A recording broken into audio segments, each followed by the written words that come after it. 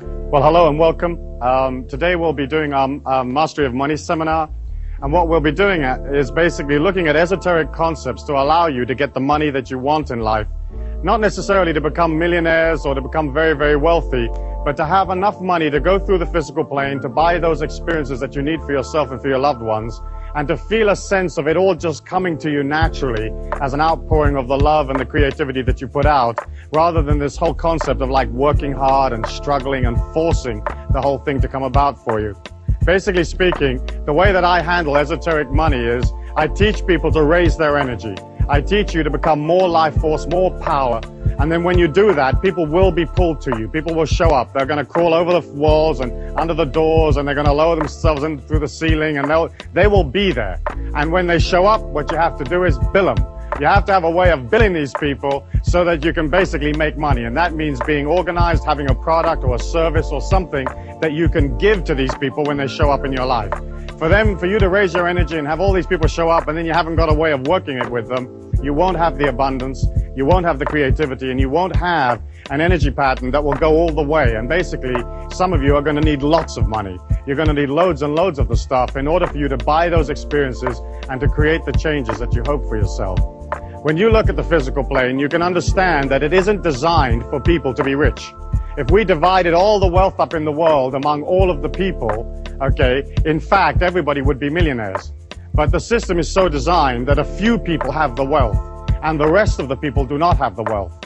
And because it is designed like that, and because it's come down from thousands and thousands of years, the common man has to put in a certain amount of transcendent energy to pull himself or herself out of a system that isn't designed to assist you. I mean, imagine if you could go to work and in 1 week you could earn, let's say, $2 million. And you think, oh, Friday, I think I'll retire from here on out. The system isn't designed like that. The way that the system is designed is that if you work really, really hard, it will spit out just enough cash to keep you just above what I call the revolution level. You know, where you're not out in the street tearing the system apart, but they fed you just enough to keep you going so that you don't blow away the system. The world that we live in is just owned by a few people. You know, let's say 500, 1,000 families own the entire world. Okay? And they also own the governments, they own the societies, they own the banking systems, they own all the financial institutions, they dictate what interest you'll pay, how much rent you'll pay, what mortgage terms you will receive, you know, what your car payments are. They decide everything for you. And they also decide how much money the average man in the street will have.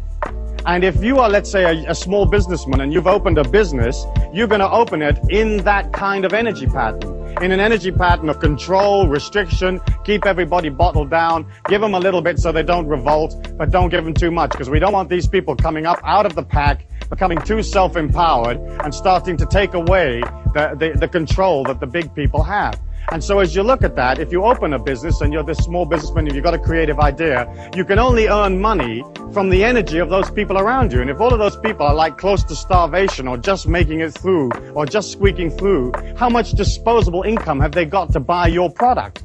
And so we're all affected, whether we're independent business people or whether we work for one of the big institutions or we work for the system. We're all basically affected by the fact that the whole thing is not designed for the common man.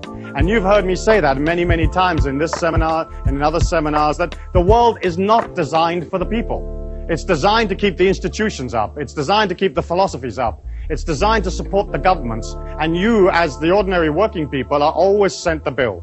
You get to pay for everything. If there's a mistake, you get to pay for it. You know, if there's some kind of disaster, you pay for it. And as you look at that, you can understand that the only way that you can pull out of those feelings and out of this conditioning that basically is absolutely designed to hold you down is by you having a force of will that is stronger than the force of will that is trying to control you.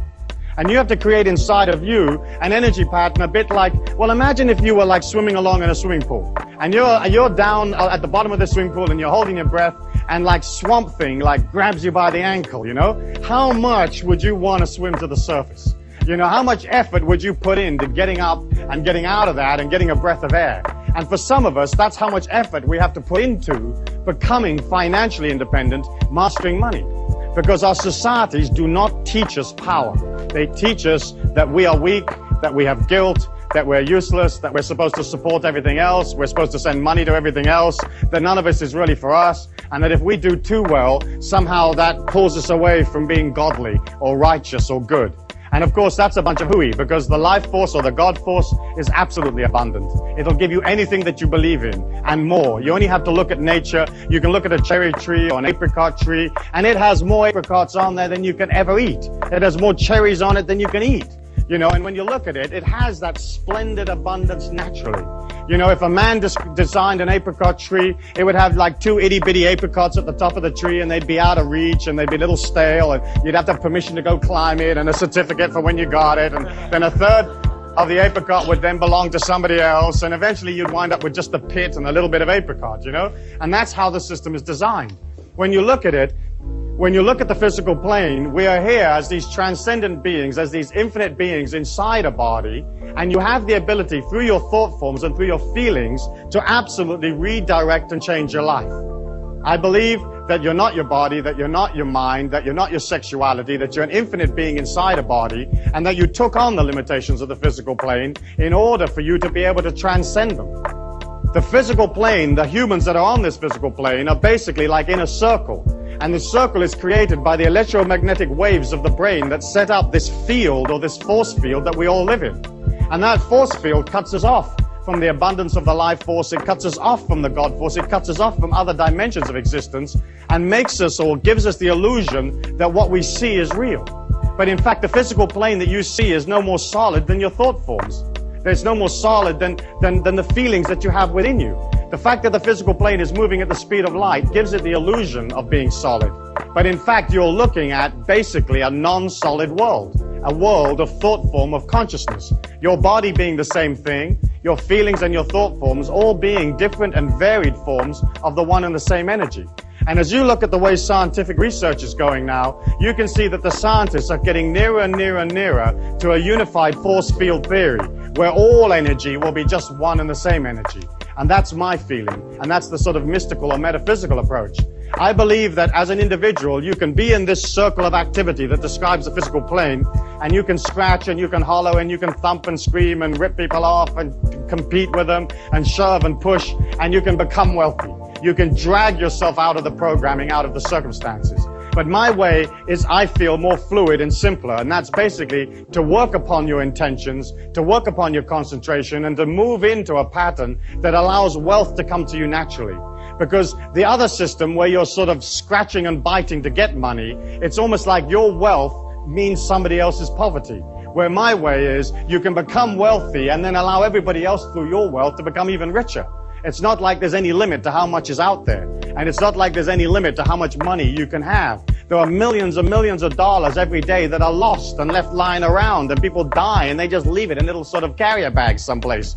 You know, there's millions of opportunities for cash at no effort at all. And it's not like you becoming wealthy is going to detract from somebody else at all. Because we're not living in a finite world. We're not living in a world that only has this much resources or this much wealth. There are more resources to be discovered. There are more creative ways of doing things. There's always an ever-expanding amount of wealth.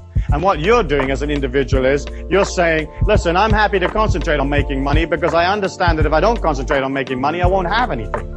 You know, if you concentrate on the phantom rapist comes out the woodwork and bites you on the bum. If you concentrate on money, you get money. But of course, the societies and the way we teach our children disengages them from money. It disengages them from having wealth, because we teach our kids, hey, it's not okay to be wealthy. You know, the meek will inherit the earth. The God force doesn't want you to be wealthy. It just wants you to be this little thing and being terribly poor and being terribly thankful for the little itty bitty that you got, you know. But of course, that's not true. That's just a load of hogwash that was handed down over thousands of years. You know, the life force could give a damn how much money you have or don't have. It is not emotionally involved in whether you're okay or not okay. If you're doing splendidly, then your splendidness will help others, because you'll be doing economic things, creative ideas, you'll be spending your money, hiring people. You know, you're helping the world by becoming powerful. Making money has nothing to do with working hard. It's nothing to do with effort or struggle. It's mostly a matter of being balanced and organized. And as you begin to center on your creativity, people show up that want to be a part of that creativity, want to be a part of that action. They feel your security, your strength, and they sign up for it and they pay you for it. So it's a simple transference of energy. You transfer them an idea, and they transfer you another idea called money. And the mastery of money for me is, as I said, not necessarily becoming very, very wealthy, but being in control. So you spend less than you earn, and you earn enough to buy yourself all the experiences that you're ever going to want on the physical plane. When you think about it, you create a creativity, you create a product or an idea, it's energy, it comes from consciousness. Then you take it out to the people, they respond to it positively, and they give you money, which again is energy. Money is neither good nor bad. You know, the folk that said that money is the root of all evil, or the love of money is the root of all evil, they just didn't have any. Because you've got to have money to get through the physical plane. You know, you've got to have it. And of course, what happened was that we were taught that somehow money and spirituality didn't mix.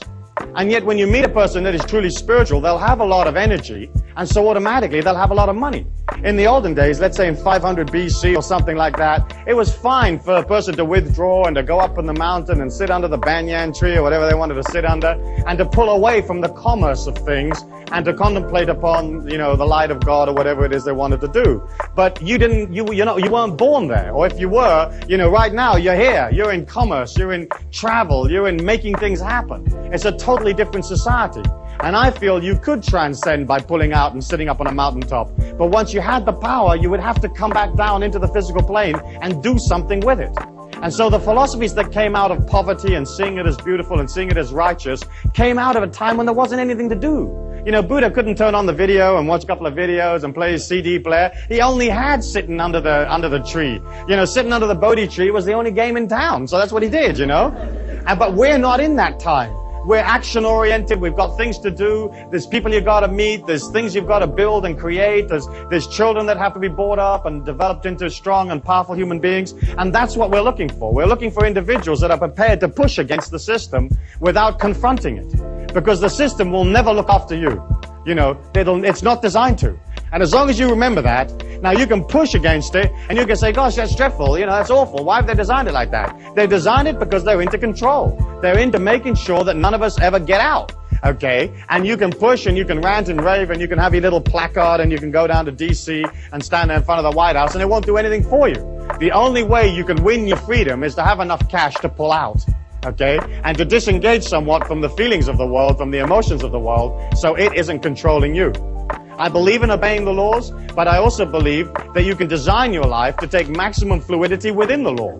You know, within the tax structure, within all of the things that you are allowed to do, that the people that control this circle allow you a certain amount of modicum of like elbow room, and then you use that in order to become powerful. And so as you look at that, you can see that for you to become powerful, to have enough money, you have to begin, first of all, to look at what's stopping you getting money. You know, what are these feelings inside of me that don't allow me to be wealthy? Because for you to be wealthy and to become wealthy and to have people show up and they want to share their wealth with you, because there's only one place that you can get money, and that's from the other people in the physical plane. Because we're the only people that believe in that stuff, okay? You can't get it from any place else other than the other mugs in the game with us. And so we have this energy that's absolutely neutral, and you have to create an energy from within yourself and then get these people to come along and give you the cash. To do that, you have to look at, hey, what do I really feel?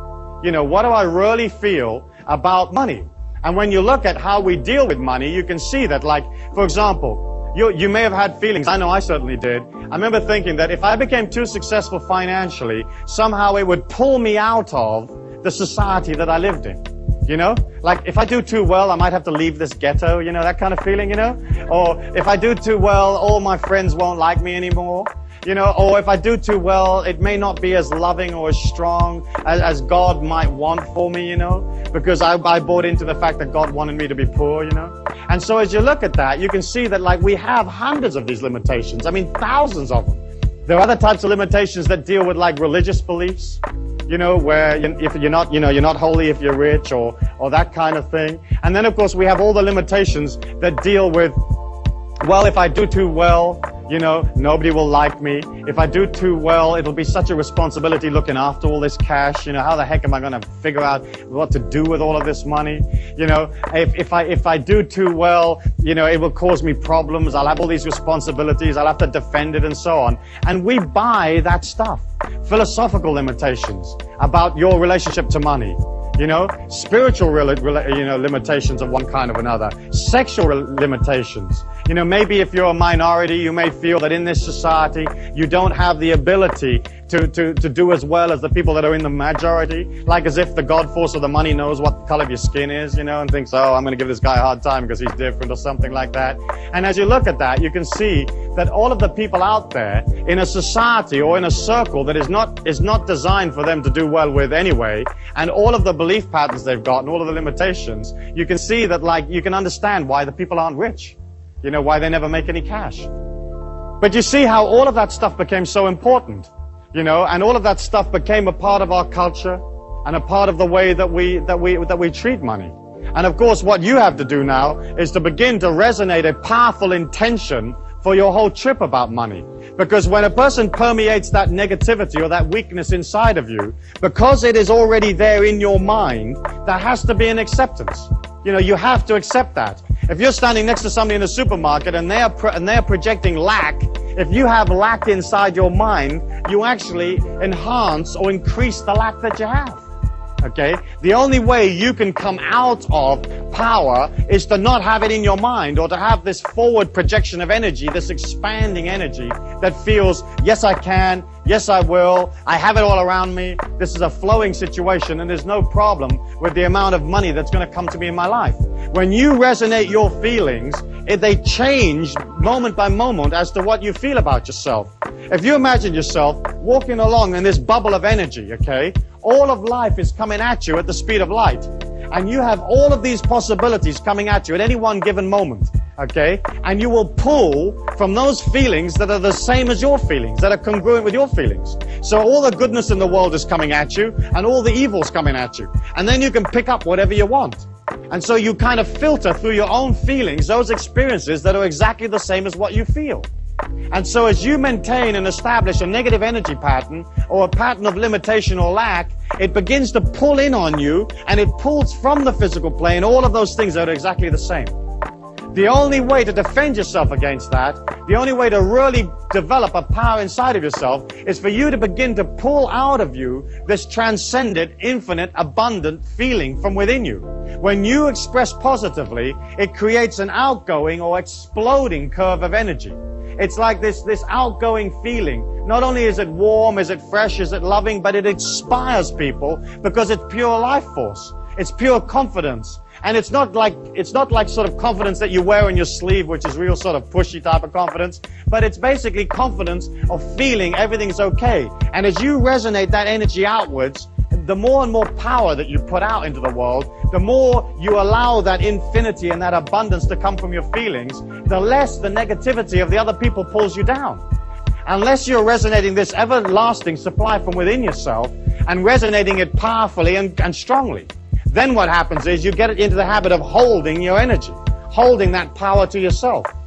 And it's the same way, again, with money. If you feel confident about it, it begins to be there. It's like natural. But you can't come from like way down here in a state of, let's say, limitation and poverty to something up here where you're walking with or a part of absolute abundance. If you resonate poor feelings, you have to stay poor because universal law's got to reflect that. And so the name of the game as you begin to master money is, one, allow yourself the patience to go beyond the old stuff, the old garbage, and two, begin to resonate in your feelings the abundance that you're a part of. And here you have to be very, very careful, because a lot of people begin to think, oh yeah, all I've got to do is act abundant, act powerfully, act transcendent, buy a lot of stuff, buy a lot of fancy clothes, and abundance will come to me. In fact, what you've got to do is you've got to begin to see abundance in those things that you actually have. Okay? It's not a matter of like going out and spending a lot of money on French clothes or something and then being in debt, because that very fact that you're in a debt is going to pull you backwards. It's more like saying, okay, around me I have this and I see beauty and abundance in it. And then, as you begin to become more and more confident and you have more and more surplus income, you can begin to create affirmations of abundance in your feelings that actually affirm, hey, I'm doing fine, I'm doing well. And so I would say to you, like, if your life is in control and if you're beginning to master money and beginning to feel that you will always have money, then you can begin to spend on those things that are important for you. And I would always go for the very best. I would just have less of them. You know, if you've only got one suit, at least have one decent suit and look good in that. So at least when you go for the interview, you come out of an energy of like, you know, I feel abundant, I act abundant. But don't go wacko, wacko, wacko and just spend a whole bunch of money. And I've watched people take on this philosophy and do exactly that and get themselves into tremendous trouble, you know. As you begin to create those feelings inside of yourself, it has to permeate your entire life. You can't have, like, let's say, one nice dress and then buy a $1.99 pair of shoes, you know, plasticky ones. And you can pretty much always tell people buy their shoes, because only people that have got money spend money on shoes, you know, that buy decent shoes. So you'll get somebody that's wearing this incredible dress, and then they're wearing these pair of shoes, and they're like this little plasticky pair of shoes, and you can suss it out. I mean, you can say, oh my gosh, look at that. You know, if somebody comes in for an interview and they're beautifully dressed and they're wearing a decent pair of shoes, you know that that person, you know, feels good about themselves, feels strong. And of course, how much money you make is exceptionally intimately linked to how good you feel about yourself. Because it's a function of the ego to devise a system for its own survival. It's a function of the ego to try to win acceptance from the people. It wants you to love it. You know, you want people to come up to you and love you. And so what happens is, as we go out into the marketplace, we have a tendency to sort of charge less or not charge anything at all, just to win people's acceptance. And that's the same thing about being sucked into what people think about us. You know, if you're not sucked into what people think about you, you just go about your life, what they think about you is their problem, not your problem, then you can begin to charge what you like for your services. And if you're coming out of energy and you're coming out of love and you're coming out of transcendence, you're basically selling a higher ideal, and there isn't any limit to what you can charge. But so often you'll do an incredible job for somebody and they'll come up to you and they'll say, how much do I owe you? And you'll say, no, you know, I don't need any money, you know. I mean, how many of you done that, you know? I mean, I watch your heads nodding, you know, yeah, no, I don't want that. And what you're sort of saying is, please love me. You know, if I do this for absolutely nothing, will you love me, you know? Or you've said, yeah, you know, okay, but it should normally be $100 and just give me 20 or just give me $10 and that'll be enough. And it's a way of like not feeling confident about yourself. When you give something, when you sell something to somebody, when you give them a service, when you do something for them in a commercial act, you're loving them. You're helping them. You're assisting them, you know? You're delivering this refrigerator to them, and that saves them going all over everywhere and finding a refrigerator or building one themselves. You know, when you transfer goods and services to people, it's a way of loving them. And so if you love them, why wouldn't you have them love you back by giving you their money? You know, if you come out of energy and you come out of dedication and you come out of service, there isn't any limit to how much you can charge within reason. And I don't believe in rip-off, or I don't believe in overcharging, but I certainly don't believe in undercharging. You know, and so many of you don't charge enough. You don't charge enough for your labor. You don't charge enough for your products, because it comes out of like that self-image that says, oh gosh, I'm not really worthy for all of this, so I really shouldn't be charging that, or they're not going to love me if I don't charge, you know, if I charge so much. But in fact, when you can see the transactions that you're involved in life as energy, then you're not involved in the emotions of how much things cost. It's a fact of the commercial world that the more quality you put into something, the more you can charge. And at the top end of the scale, you know, you can charge anything you want. And so you're looking at trying to put energy, trying to put yourself into your commercial endeavors, whatever they might be. I mean, so often you'll go into a business, you'll go into a hotel, you'll go someplace, and the whole energy of the place is bland. You know, nobody's in it. Nobody cares. It's institutionalized. It's like press a button and this thing comes out, and you don't feel good about parting with your money. But when you're with a person that's enthusiastic, they're happy, they put their heart and soul into the product, you don't mind. You feel the life force, you feel the God force, and that inspires you. And so it almost feels like you're transferring money to another part of yourself. You know, if the other person is sort of demanding, or they don't have any energy in it, or they're institutional, there's a sense of loss. You think, oh gosh, I've paid for this room, but I don't know if I really liked it, you know? It's very much a matter of putting yourself into your life, into your commercial life. And that's important. When you can subjugate your ego and put that underneath the ego of your customers or the people that are pulled to your life, then you have the ability to serve them. And that doesn't mean that you're going to lose any sense of identity inside yourself, because you're not. But you're going to come out of loving people by serving them. And serving them is like looking them in the eye and finding out what they want. You got to remember that you're dealing with a person who's maybe scared or lonely, or their body aches, or they have a need, or they need friendship or company or whatever they've come up for. Because what they've showed up for in your life may not necessarily be the product. You know, it may be some totally different reason. They've come around for healing of one kind or another. And if you can put yourself underneath them, then what happens is they feel your support. And there isn't a person out there that doesn't want to be supported, that doesn't want to feel more secure, because the name of the game out there is basically feeling insecure, feeling scared, feeling fearful about the fact that you don't necessarily control life.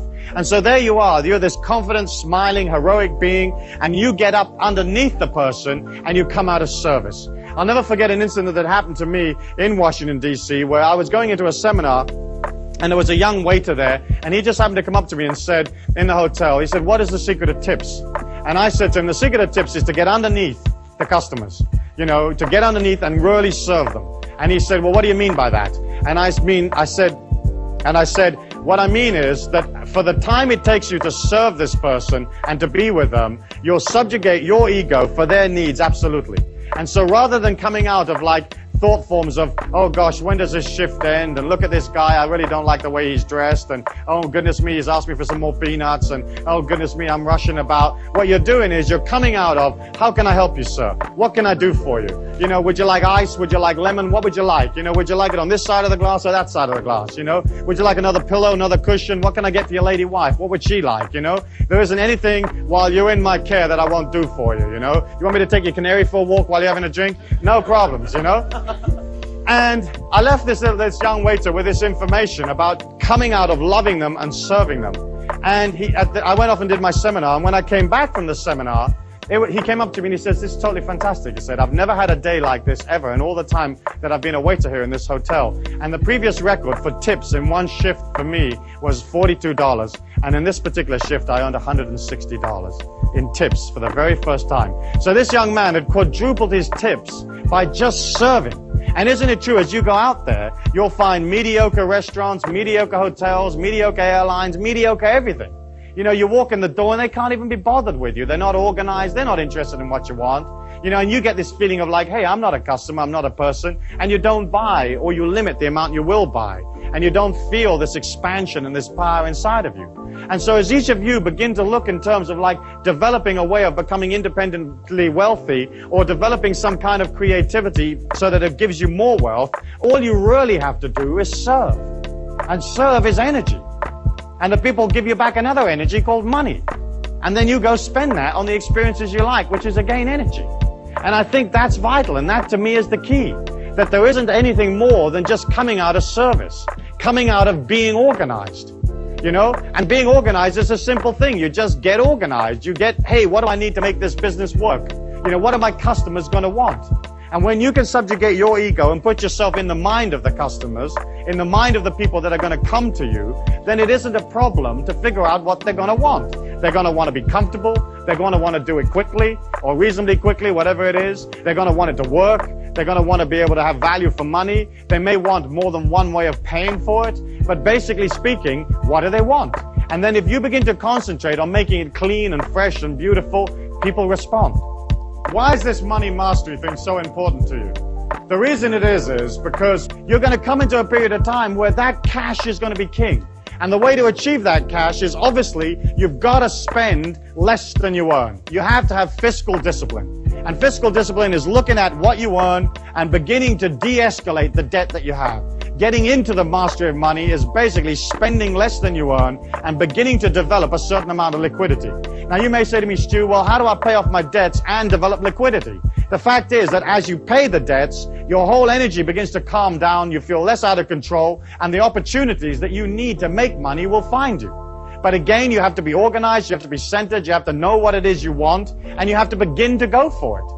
And if you can't go for what it is you want in life just yet because you're stuck in some job here, just maintaining everything, then at least you can begin to play that fake it till you make it energy. You can begin to move towards it. You know, like if you're pumping gas in a gas station and you want to be a film director, well, you begin to resonate an intention for that. And you go to film school in the evenings and you buy books on film directing and you watch films and maybe you join an amateur filmmaking club, but you're moving towards your goal. So often people find themselves like down here and they hope that they can pull their energy up to up here and they never make it. You have to move towards whatever it is you want, and as you move towards, it's almost like the energy comes around you and supports you to get what you want.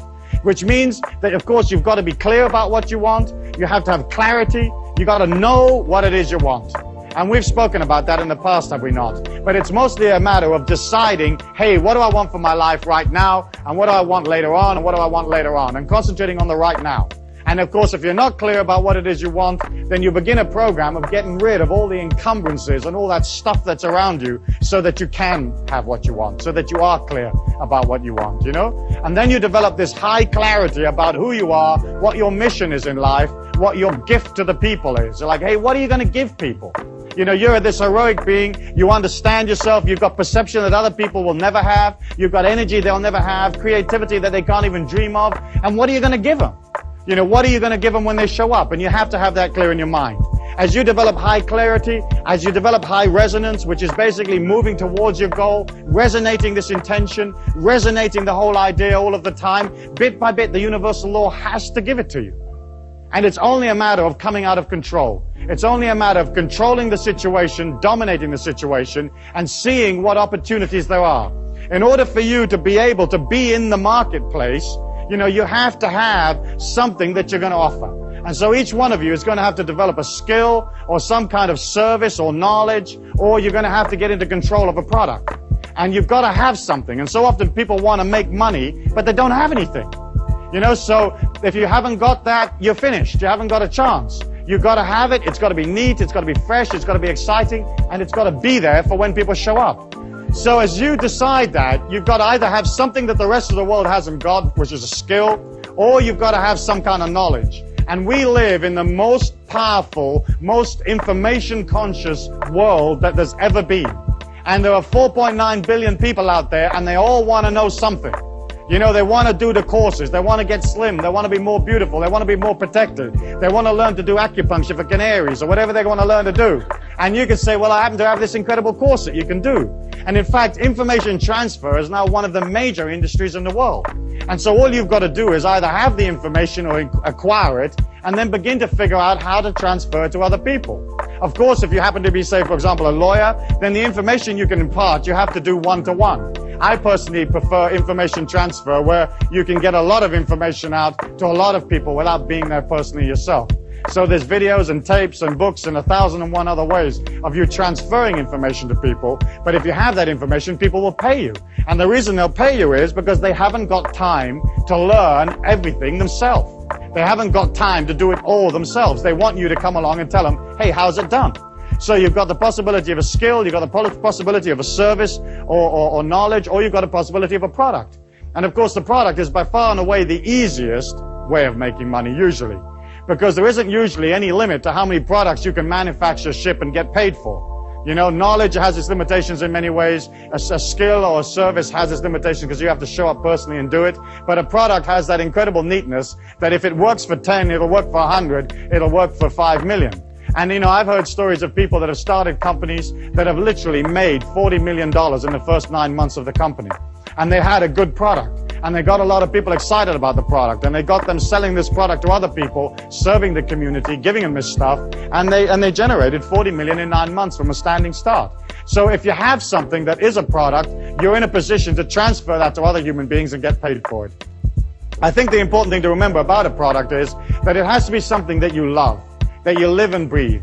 You know, if you're setting these little multi-swivel toggle flanges and you love them, great. But if you're selling something that's boring and doesn't work for you and you don't like it and it isn't quality and it doesn't honor the people and it comes out of negativity, your heart will never be in it. And isn't it true and isn't it delightful when you meet a person who's into what they do? If you're going to be transcendent beings and you're going to serve the community by giving them something, you've got to be damn good at it. You've got to put as much energy as you feasibly possibly can. You've got to get organized. You've got to have concerted action in the marketplace. Because all the affirmations, all the visualizations, all the stuff out there, you know, the prayers, whatever which way you have, rub the little rabbit's foot, all of that stuff won't work for you unless you're out there with a concerted action plan. You love it, you live it, you breathe it, and you're happy and excited to deliver it to the people. It's simple. It's incredibly simple. Commerce is just a matter of expanding yourself to do more of it. And that expansion always comes out of control. It always comes out of controlling your environment, understanding there's no limit to how much you can charge. Well, let me ask you, how many of you are going to put your prices up next week? Let's see you. You know, how many of you really believe in yourself? There you go, you see. And people are coming to you and they'll say, well, isn't this massage $40? Normally, you know, I understand now you're charging 80. And you say, yeah, I'll charge 80 this week. I feel good about myself. Next week, I'll feel even better. I'll charge 160. You know, and you begin to charge, but you put yourself in it. If you put yourself in it, they won't mind paying for it. And so, again, it's very much this whole philosophy of like pulling out of what the world says you can be, pulling out of the limitations they said you've got to be a part of, getting clear about what it is you want, resonating that intention for yourself, in other words, moving towards it, creating a clarity, creating a power around you, and heading on out. And some of you are going to have to move slowly out of, let's say, something that's restricting into this special kind of freedom that you're developing for yourself, but you begin to create it. You can begin to create it by developing, say, a hobby. There's a million of you that have various kinds of hobbies where you can make money on them. And I know guys that have converted their hobbies into multi-million-dollar businesses, where there's things that you know, things that you're interested in, and you can begin to form associations and begin to meet people. You know, if you don't go meet people, then again, you create around you this limitation of not having enough people to go sell. You can have a brilliant idea, and if all you know is your auntie and your mum, you got 2 customers, you know? But if you begin to understand that going and meeting people is a way of you expanding your energy, it's like saying, oh gosh, I've got this little energy and I don't feel too confident about myself and I don't feel too confident about this stuff, and so I won't bother to tell anybody, and that way I'll never have to like face the fact that I'm not really confident. But if you're good, if you're damn good, if you're coming out of love, you're coming out of service, you won't mind expanding, you won't mind traveling, you won't mind trying something new, and you won't mind going out and meeting people. Because I've watched people develop ideas that were really cute, that were really neat, and go out into the marketplace and have an initial burst of activity and then fizzle out. You know, and then suddenly they're despondent and they're upset and they feel that their creativity isn't any good, and they wind up going back to what they used to do because they didn't have the force or the courage to push through to like meeting people, talking to people, being with people. When you get to the point where you talk to 100,000 people a year, you've got a chance with your idea. When you get to where you talk to 1 million, you've got a real chance. When you get up to like 5 million, then you're really cooking, you know? When you get up to 50 million, forget it. You know, you'll have so much money, you'll have to move out of the house and get a bigger one. Because it's people that are going to give you the cash. And it's you feeling confident about yourself and going up to these people, presenting them with the idea and knowing that they're going to love it. And the reason they're going to love it is because you designed it for them. You designed it for the people. You didn't design it for yourself. You didn't design it for you know, to look cute. You designed it for the people. So you'll come up with the only bath that has faucets that work with your feet, you know? And there you go. And you suddenly say, I've had this incredible idea. For 2,000 years, they've always had these baths with these little wacko little cross-shaped faucets that you can't work with your feet. Now we've got the foot bath. And here's the handles, and here's where you put your toe, and this is how you make it go hotter and colder. And everybody will love you. They'll say, she invented the bath faucet. She made it something, because you don't have to do anything really different. You know, you don't have to come up with some incredible laser-operated sandwich-making machine. All you got to do is come up with something slightly different. And so what you're looking at here is you're not looking at like developing some incredible plan or going to some business school necessarily. You're just looking at a shift in consciousness, a shift in dedication, understanding it's fine for you to be wealthy, understanding that you're infinite and there's no limit to how much wealth you can create for yourself, okay? You're going to get clear about what it is you want. You're going to resonate that intention. You're going to play fake it till you make it. Whether you got it or not, you're going to move towards it no matter what. You're not going to let yourself get out of control and start spending a whole bunch of money you haven't got, okay? You're going to allow yourself that power and that energy at all times, moving towards it, clear, resonating it, having it, being original, and more than anything else, you're going to love yourself by charging enough, okay, by giving yourself time, having patience, and you're going to love the people that are pulled to you by serving them. And if you can come out of that love and that caring for people, putting your ego aside for their needs, your life and your business and your families will be swamped. You'll be swamped. You won't be able to handle the amount of people that show up. And as that happens, you'll have a way of billing them because you'll be organized and you will develop wealth. And suddenly you move out of struggle into a natural understanding and a natural flow. And that's how it was always meant to be. Life was only ever meant to be this gentle walk through a valley on a sunny day. It was never meant to be this incredible struggle, this incredible effort. And each one of you has that as a heritage, and each one of you can put that into your life right here and now, today. Thank you very much.